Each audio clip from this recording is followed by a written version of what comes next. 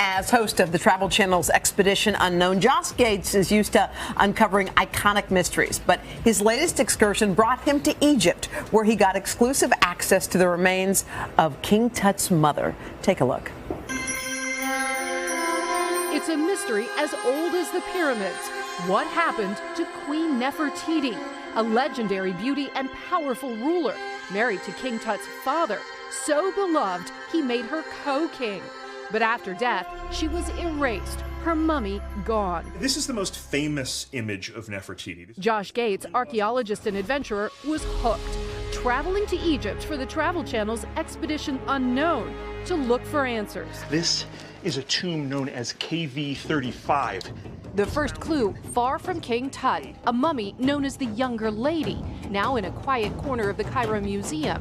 In 2010, DNA tests proved she was King Tut's mother.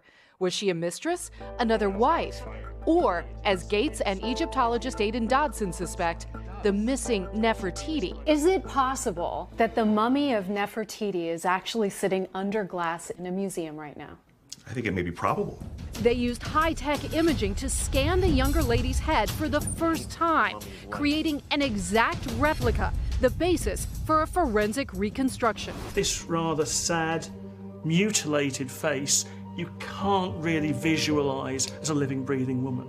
It's very hard to see people in the past. It's even harder to see women because they're so often framed by men. So this is an opportunity to see a real woman, a real powerful woman from history brought back to life. Enter Elizabeth Danes, the artist behind this reconstruction of King Tut, and now his mother. She says her toughest job yet, building a face with covered eyes, a missing jaw. 3 months later, the Younger Lady has a face. I'm dying to meet her. To be able to come face to face with a living woman will be absolutely thrilling. A face just maybe to help solve an ancient mystery of the legendary, extraordinary Nefertiti. For today, Kelly Kobiella, NBC News, Paris. And Josh is with us now, along with his little friend here. Yes. What was the inspiration for doing this? You know, Nefertiti is, I think, sadly remembered as the most beautiful woman of the ancient world. But in fact, she was a really substantial leader. This is a woman who was a pharaoh. And I think that it's time to identify her, to figure out who she really was. We know her from this famous bust in Berlin that everyone sort of remembers her from. But that's a kind of idealized image. And so we wanted to look at this mummy in the Egyptian Museum and say, could this be the real Nefertiti? All right, so we're going to reveal it, but this is 3D imaging. You think this is spot on? This is spot on. This was a 3D image of the mummy's head was done. It was then given to a forensics team and an incredible world-class reconstruction artist. So this is very accurate. All right, here it comes. We're going to do the big reveal. I'm ready. Here we go. We're gonna knock it 2, over. 3. Okay. And there she is. Wow. Wow, that's intense. Wow. Isn't she amazing? Yes. She really is. So how do you reconstruct? And how accurate do you think this is? I think it's extremely accurate to the mummy. The forensics artists are able to do an extremely good job at looking at the tissue, depth, determining muscle, and all of that. And so what we're looking at here for sure is King Tut's mother. We know genetically that this mummy is King Tut's mother. We don't know if Nefertiti That's is right. Tut's We know mother. that we know that Tut's father was Akhenaten, who was married to Nefertiti. So it's a good bet. And the really encouraging thing for me is that when you look at the known ancient images of Nefertiti that we have, like the Berlin bust, there are amazing similarities here. I was going to say, look, a lot of people get those necklaces with that side view. Right. They sell them everywhere in Cairo, and it looks spot on. But what's amazing really is that the Berlin bust is this kind of idealized image. It's the sort of ancient Photoshop, right? Yes. This is a real woman. And when we look at this reconstructed bust, what we see here is someone who is substantial, and someone whose mummy was really cast off, and now we can really see her restored, have her dignity restored in a way. That was cool. Incredible Josh, thank you. artistry, and it obviously an archaeological feat as well, but it's really cool, Josh. Thank you. We're going to find more about this on Expedition Unknown. It's Wednesday night on the Travel Channel. Thanks, son. Thank you.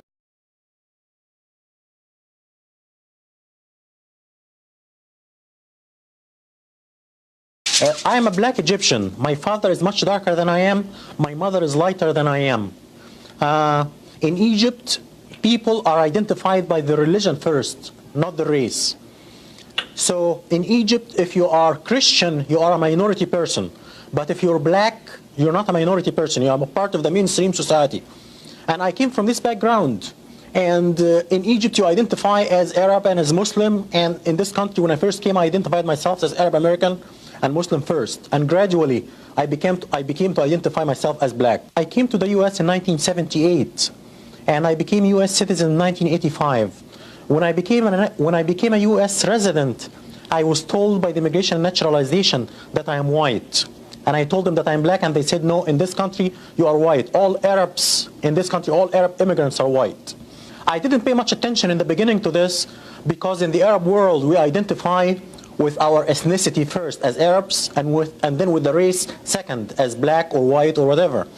But in this country, you identify with your racial group first and then with your ethnicity second.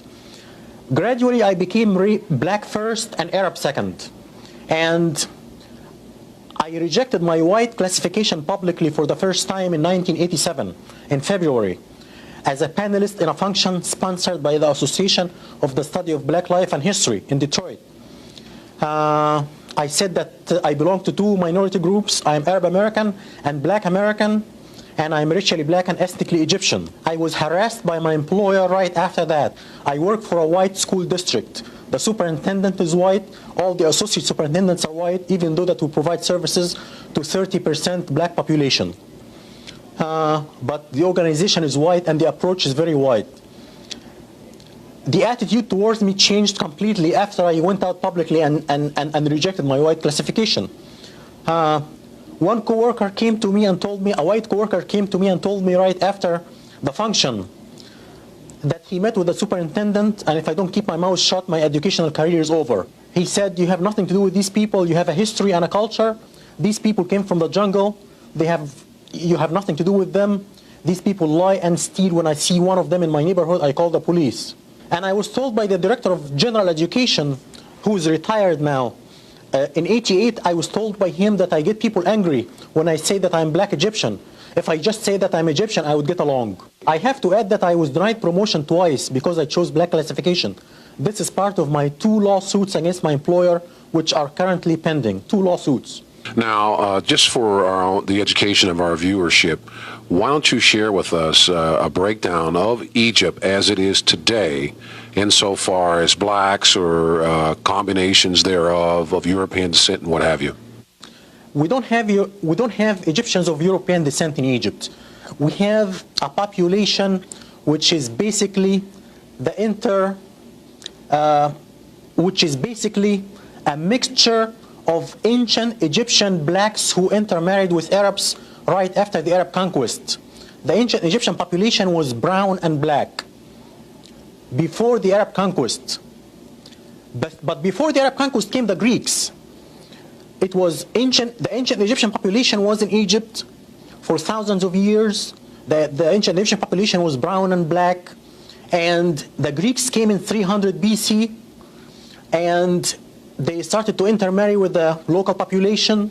And then the Romans came and ruled from 70 BC until they were conquered by the Arabs and kicked out by the Arabs in the 7th century. And these people intermarried with the Egyptian Copts, and they made the pigmentation of the Egyptians, the Copts, much lighter because of this intermarriage with Europeans. Now, you're an educator, okay? Now, how do you deal with situations when you practice your profession insofar as dealing with the mythology or the misconceptions about Egypt being a white civilization? How do you deal with that? This is a big problem because Egypt, the ancient Egyptian civilization was a black civilization, and ancient Egyptians were black according to the Greek scholars and the Roman scholars. Ancient Egypt became white only in the 19th century and in the 20th century. And the scholar who is responsible for this is Seligman, the noted anthropologist from England, Seligman. White supremacy argues that blacks are inferior than white intellectually. They are subhuman and they are incapable of building a civilization. White supremacy had one dilemma until Seligman came. The dilemma was ancient Egypt was black according to the Greek and the Roman scholars. 10 of them said that, including Aristotle and Plato. 10 of them said that in writing. They had this dilemma. Ancient Egyptian was black. So if blacks are inferior intellectually and are incapable of building a civilization, how come the ancient Egyptians built a civilization? Seligman found the solution for this dilemma. He came up with a theory called the Hamite theory. He separated the blacks who built a civilization in Egypt and Ethiopia from the rest of the black race, and he called them brown-skinned whites, or the Hamites. So Seligman saved white supremacy from this dilemma, and all the white scholars followed him from that time on. This was at the end of the 19th century. And since that time, white scholarship says that ancient Egypt is white. Mustafa Hefni is currently working on his doctorate degree at Wayne State University. His dissertation topic is a content analysis of the treatment of ancient Egypt in world history textbooks. And just how far is this determined Egyptian willing to go to be classified black? I want to carry my case all the way up to the U.S. Supreme Court if necessary.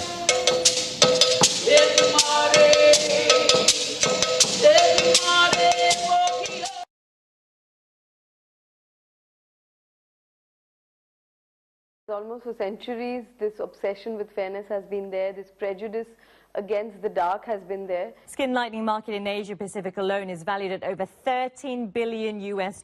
It's pretty obvious that India is obsessed with fair skin. Over and over again, our television screens, magazines, and even Facebook feeds are bombarded with ads telling us that if we're not fair skinned, we're basically gonna have a shitty, loveless, and unsuccessful life. This obsession is actually subliminal conditioning over decades. The first instance of fairness creams being advertised in India was when Afghan snow was introduced by E.S. Patanwala in 1919. While India's fascination with fair skin is literally thousands of years old, the biggest move towards monetizing that obsession came in 1978 when Unilever unveiled a cream called Fair and Lovely. Now this opened the door to a whole new market of beauty products. Interestingly, according to their website, Fair and Lovely is supposed to be one of the most trusted brands for young women in India. Yeah. In the early 1990s, Emami's Naturally Fair Herbal Fairness Cream came out. Fairever by Calvin Fair came out in 1998. Fair Glow from Godrej came out in 1999. You get the picture. And by the early 2000s, fairness creams were immensely outperforming other beauty products with no skin lightening agent. This kind of cemented the precedent that whatever you put on your face has to be better if it has skin lightening properties. The Indian whitening cream market was estimated at around $423 million in 2010. And by 2014, the industry was estimated at almost $500 million. That's 3,000 crores. 3,000 fucking crores. Now, it isn't just advertisements that tell us fair skin equals good, dark skin equals bad. There are some subtle and not so subtle hints throughout history that propagate the idea that fair skin is superior. Hinduism developed before written records were kept, but it is thought that when the Aryan people migrated to India around 1000 BCE, they mixed their religious traditions with the Dravidians. The Aryans were considered the conquerors of the dark-skinned Dravidians, and so the light skin of the invading Aryans was considered superior. In fact, some have even theorized that India's long history of being colonized and conquered by light-skinned oppressors, the Persians, the Mughals, the British, has led to the systemic belief that light skin is better and is associated with power.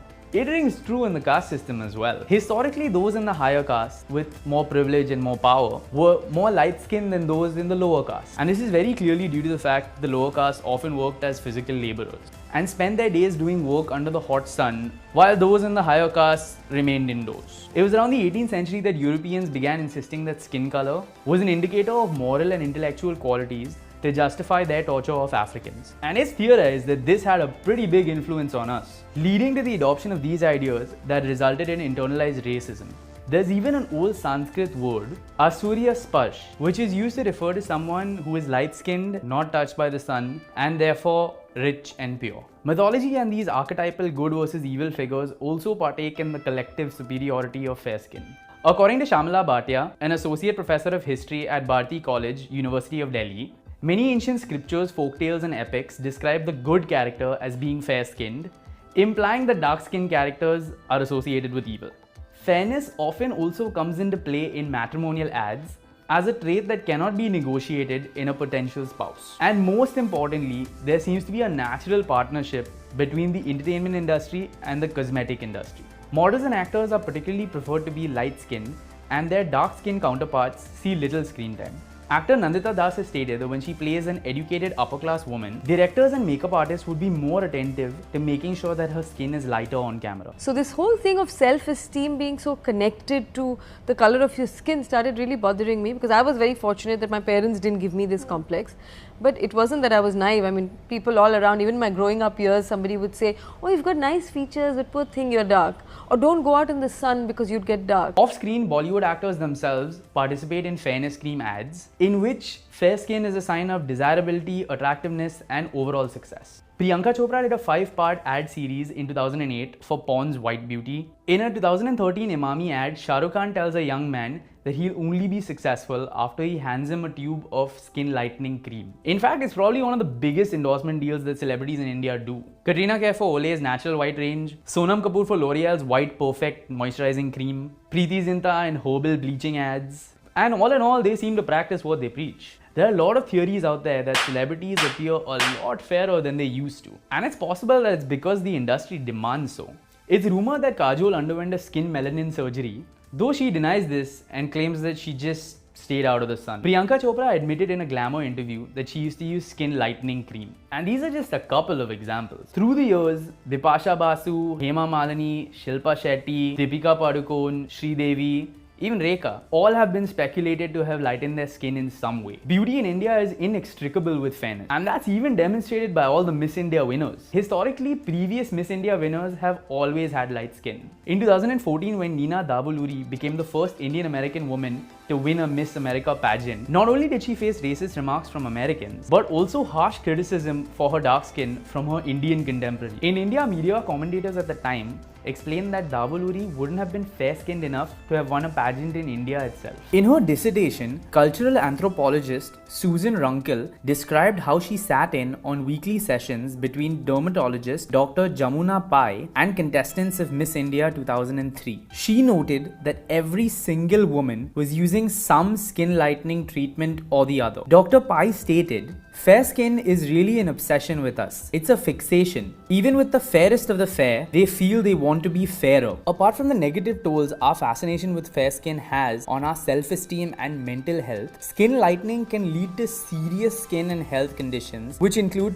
permanent skin bleaching, thinning of skin, uneven color loss, skin cancer, and intense acne. But it's not only women who have bought into this whole fair is best mentality. It was realized that 30% of users of women's fairness creams were men. In 2005, Imami was the first company to launch a skin lightening cream for men called Fair and Handsome. And it soared, growing at roughly 150% a year. Now, in other parts of the world, making someone fairer or whiter has been widely criticized. The most recent example is the controversy that was sparked after a Dove ad showed a black woman removing her brown shirt to reveal that she was actually a white woman wearing a beige shirt. The ad was eventually removed from Facebook for the racist implications that being dark-skinned is dirty.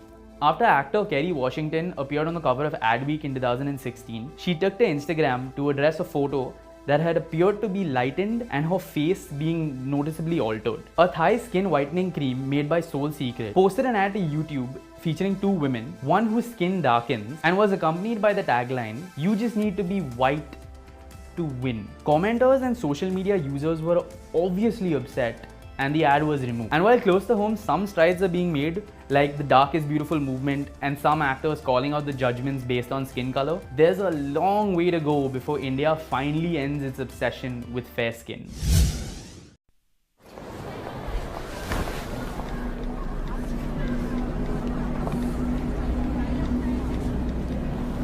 You're not staying there, right?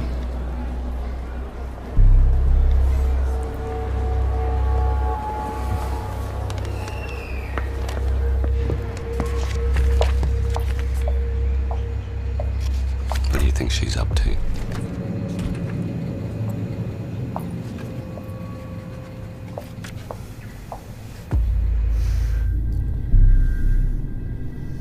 Could you really rely on her?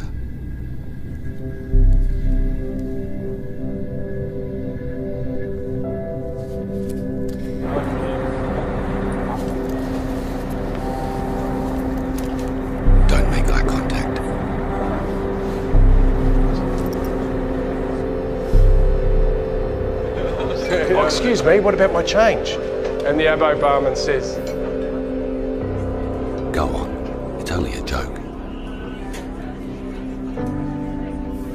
Discrimination leads to depression and anxiety in Indigenous Australians. No one should be made to feel like crap, just for being who they are.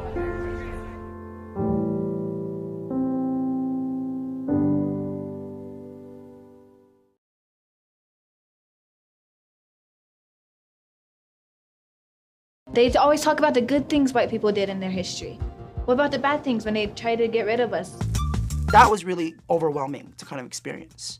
When you talk to the young people, young Native Americans at high school, they don't necessarily think that the European settlers were settlers who saved this country. They were the ones who invaded. They were the ones who took. So what do you think about when you think whites? They're mean to us so much.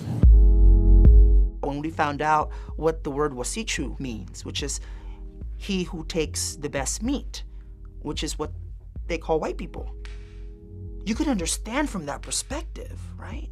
As the people who are, who are originally in this land. And then these invaders come in and they take, right? You can see why they called them that, and still call them that. Now, mind you, for some people, that might be, oh my God, that's a racialized thing against white people. But who's framing that? The construction of racism has benefited white people, not people of color. Certainly not Native Americans. It really exposes what happens when people feel less than. No one wants to feel as if they're being discriminated against. What I hope this film does is get us closer, right, to the fuller reckoning in history of this country, which has yet to be really told.